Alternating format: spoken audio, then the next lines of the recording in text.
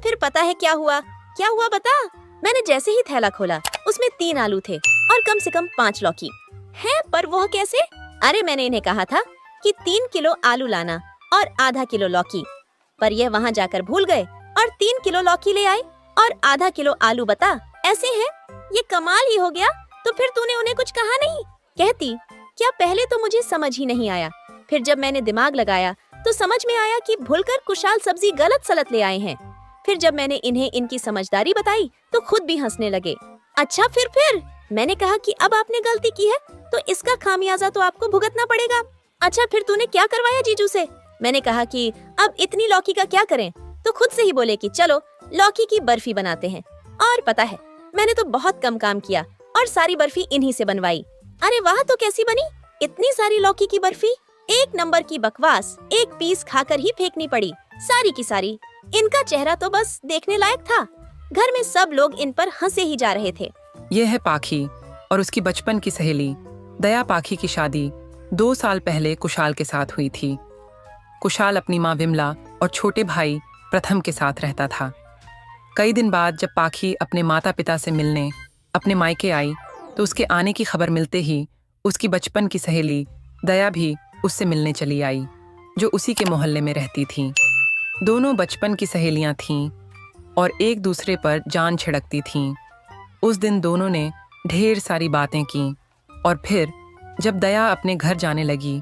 अच्छा अब मैं चलती हूँ, 2 घंटे हो गए यार, बात करते करते बिल्कुल पता ही नहीं चला।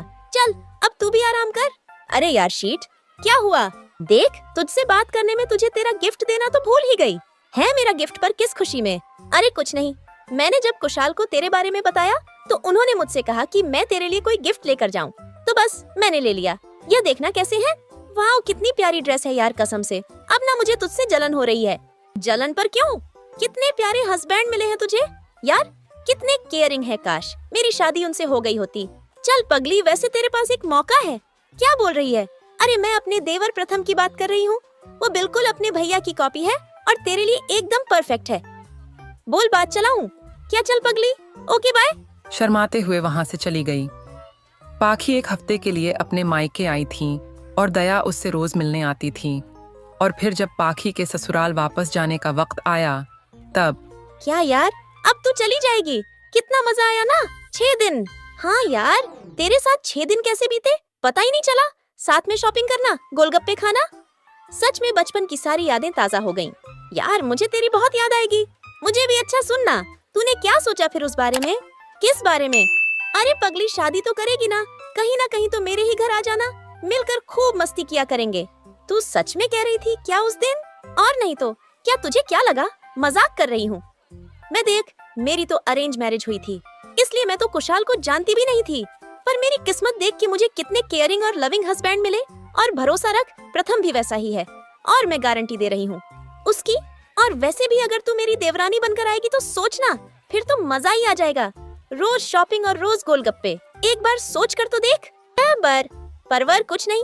अरे मेरी देवरानी बन जाएगी तो जिंदगी भर साथ रहेंगे हम दोनों, एक घर में एक छत के नीचे। प्लीज हाँ बोल देना यार। अच्छा ठीक है बाबा, पर बात किससे करूं, कैसे करूं? अरे उस सब के लिए मैं हूं ना, तू बिल्कुल चिंता मत कर। इतना कहते ही पाखी ने खुशी में दया को जोर से गले लगा लिया। दोनों सहेलियां बहुत खुश थीं।